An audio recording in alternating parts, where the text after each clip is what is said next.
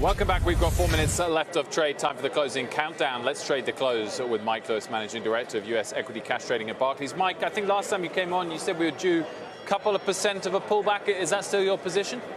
Yeah. Hey, guys, how are you?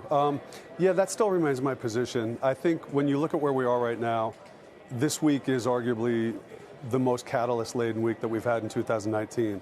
We have the Fed, the BOJ, NFP, a bunch of other central banks. And positioning happens to be about as full as it's been in a while, too. So you've got kind of a push-pull of Fed funds expecting one thing and the Fed maybe only willing to give another.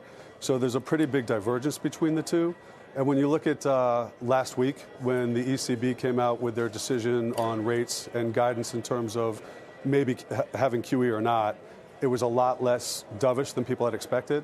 And we saw the market sell off, I think, 15, 20 handles in a couple of minutes post that. So the warning signs are there for me, which is just very full positioning against what might be a disappointing amount of dovishness that we get from the Fed. So, the last thing I would say to that is that, ultimately the Fed will come to the rescue, but you have either really weakening economic data where the Fed is going to cut more in line with Fed funds futures, or you get better data and the Fed will not be as aggressive. In the latter case, there's a case to be made that the market would sell off because the data is getting better, which would mean they'd have to adjust the rate expectations. So either way, I think there's a point coming up where you're going to see a pullback in the market, and I think people are coming to buy that. Mike Lewis, thank you. Thanks, guys.